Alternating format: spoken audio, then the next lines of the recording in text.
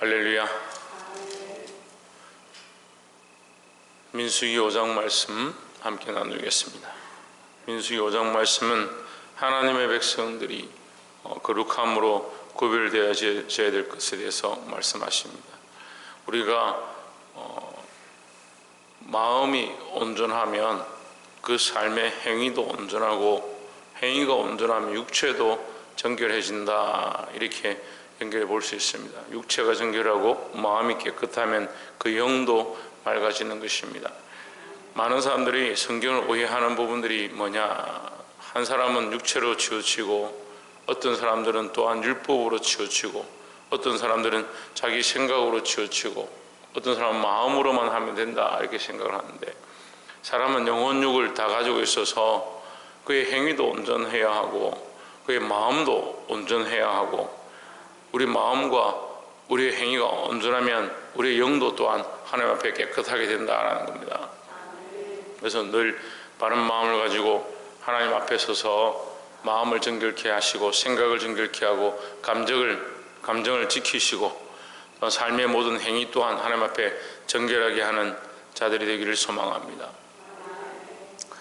그런 관점으로 보면 이제 말씀이 이해가 됩니다. 5장 2절에 이스라엘 자손에게 명하여 모든 문둥병 환자와 유출병이 있는 자와 죽음으로 부정하게 된 자를 다 진 밖으로 내어보내되 했습니다.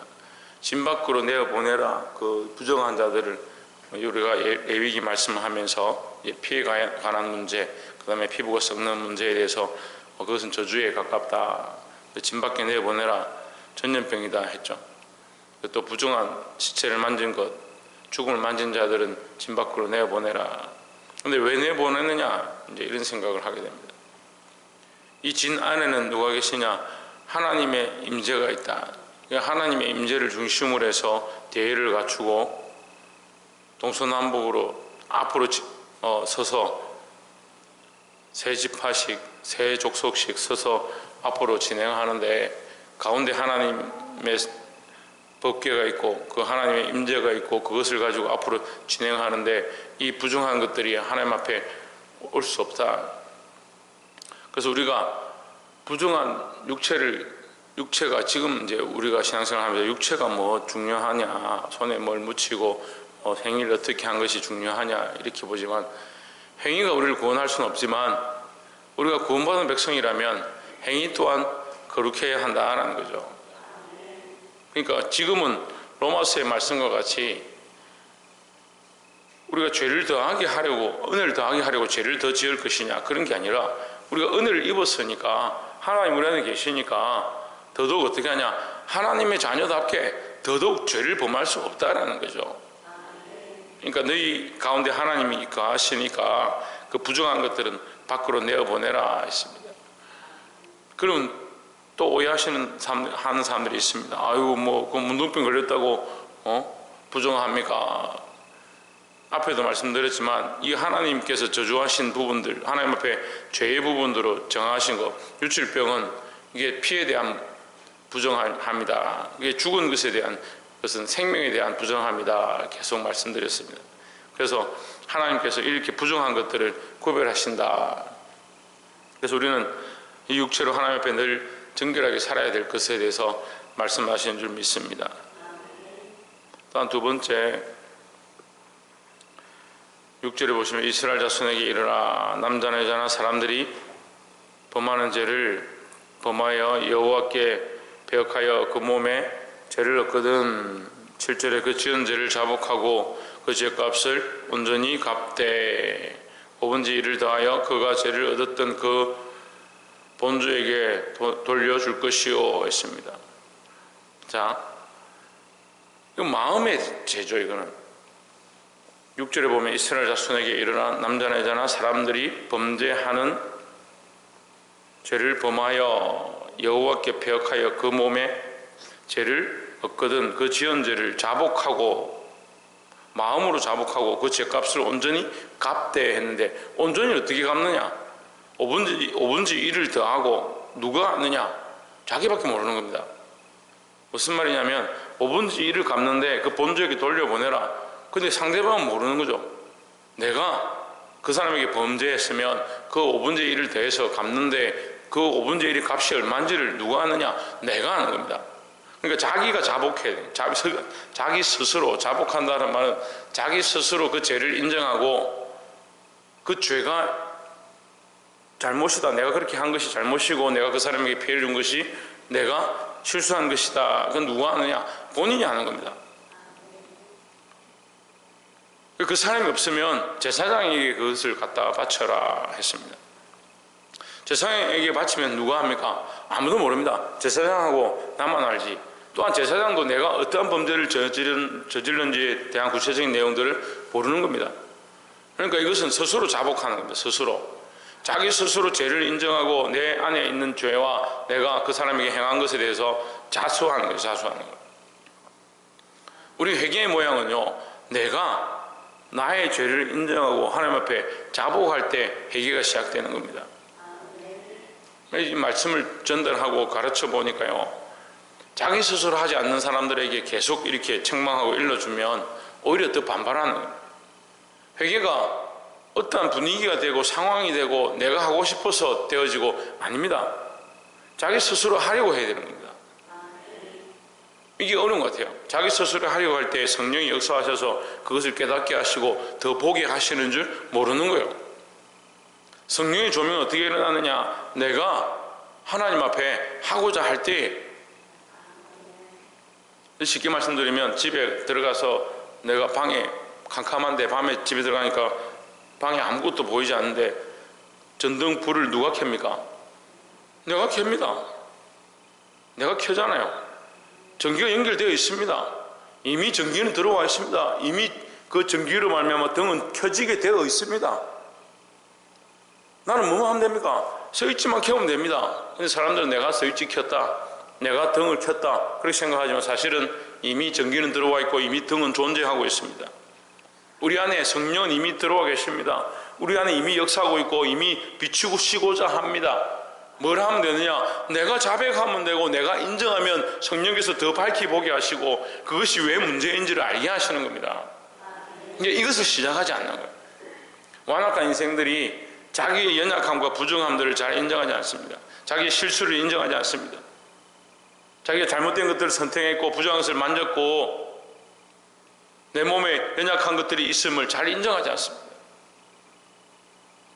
특히 한국 사회의 이 문제가 이 사대주의가 아직도 그 피 속에 흘러가고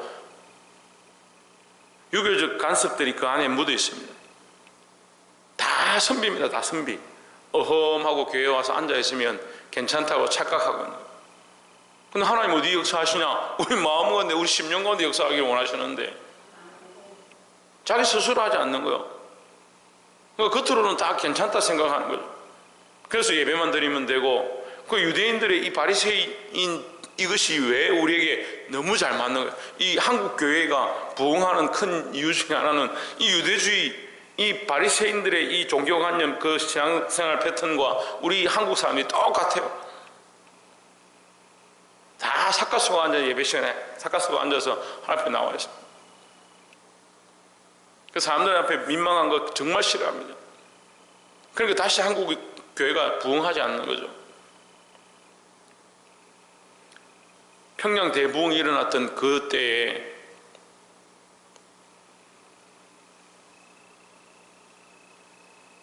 그 부끄러움과 그 사회적인 어떠함들을 다 내려놓고 자기 죄를 자복하고 하나님 앞에 엎드리고 회개로부터 시작됐습니다. 회개로부터. 근데 한국 교회들이 제일 하기 싫어하는 게 뭐냐? 사실 회개입니다. 더 나아가서 교인들이 믿는 사람들이 가장 하지 않는 것이 뭐냐? 스스로 자복하고 인정하고 이 모든 문제들이 나로부터 시작되었습니다. 내가 문제입니다. 내가 죄인입니다. 이걸 안 하는 겁니다. 내 남편이 믿지 않는 거, 내 자식들이 믿지 않는 거, 내 가족이 예수님 앞에 엎드리지 않는 거 나의 죄입니다. 이 학생들이 말씀을 들어도 회개하지 않는 거, 이 교인들이 말씀을 들어도 돌이키지 않는 거 저의 죄입니다. 저는 그렇게 인정합니다. 그걸 자기가 부족한 줄 알고 내가 죄인 줄 알고 내가 하나님 어찌할꼬 하는 마음으로 하나님 앞에 늘 엎드려야 되는데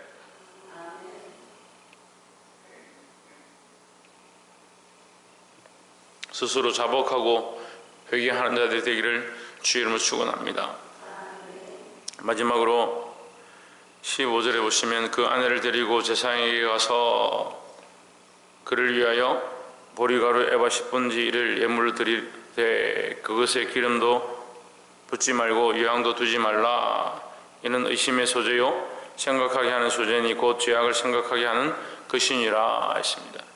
자, 만약에 여인이 남편이 아내를 볼 때 좀 의심이 생기고 여인이 나가서 간통을 했든지 간음을 한 생각들이 든다 하면 그 여인을 하나님 앞에 데려와서 제사장 앞에 데려와서 그를 위하여 이 소재를 드리는데 어떻게 하느냐, 이 기름도 붓지 말고 유향도 붓지 말고 그것을 드려라. 이것은 뭐냐? 의심의 소재다. 뭘 하게 하냐? 생각하게 하는 것이다.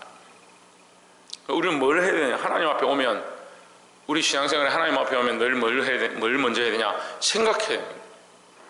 뭘 생각합니까? 죄를 생각하는 겁니다. 죄 지은 걸 생각해서 또 지어야지 생각하라는 게 아니고, 우리가 하나님 앞에 오고 그리스도 앞에 오면 나의 부중한 것을 보는 겁니다. 나의 죄악된 모습들을 발견하고 그걸 회개해야 되는 겁니다. 이 진에서 문둥병자를 쫓아냈습니다. 그럼 이 진은 크게 보면 이스라엘 백성의 진행이죠. 그죠? 그래서 이걸 뭐라고 합니까? 신약은 초대교회고요. 구약은 뭡니까? 예, 성막교회라죠. 성막교회. 이건 교회입니다. 교회.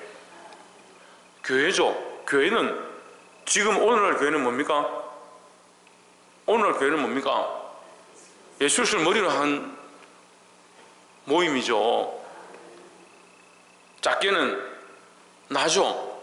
나로부터 시작되는 겁니다. 예수 그리스도를 머리로 한 내가 예수 그리스도와 함께 동행하는 삶을 사느냐? 그럼 내 안에서 뭘 제해야 되냐? 부정한 것들, 썩어진 것들, 문둥병이 들어서 살이 썩어지고 코가 떨어지고 하는 이 썩어진 것들을 내어보내는 일들을 해야 되고, 하나님 주신 거룩한 피로 생명 살리는 데 써야 되는데 내가 먹고 마시는 데 쓰고 있는 거, 이것을 부정한 것을 내어보내고, 그리고 내 안에 부정한 것들을 제하는 일들을 해야 된다는 거예요.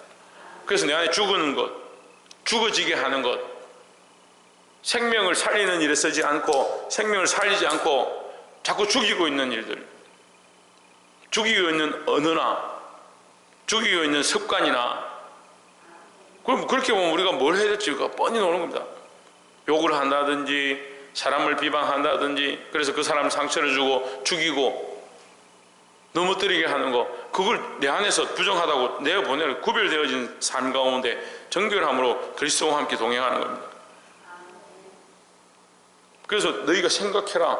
하나님 앞에 와서 뭘 생각해라? 죄를 생각해라. 근데 죄를 생각하지 않아도 하나님 앞에 오면, 그리스도 앞에 서면 뭐가 생각납니까? 우리의 죄가 보이는 겁니다.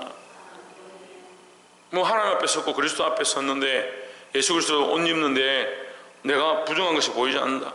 나는 완전하다.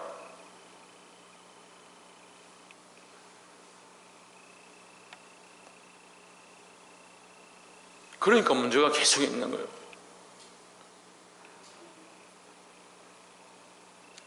욥도 하나님 앞에 그나마 정결했지만 결국 하나님 앞에 서면 욥이 마지막에 뭐라 하느냐, 내가 그 전능하신 하나님 앞에 어떻게 내가 이런 말들을 했는가 하면서 회개합니다. 하나님 앞에 서면 우리가 사실 할 말이 없어요. 할 말이 없어요. 그 다시 말하면 하나님 앞에 섰는데도 계속 할 말이 있다는 말은 하나님 앞에 제대로 서 있는 게 아니라는 거죠. 자기가 서 있고 하나님은 그냥 액세서리였어요.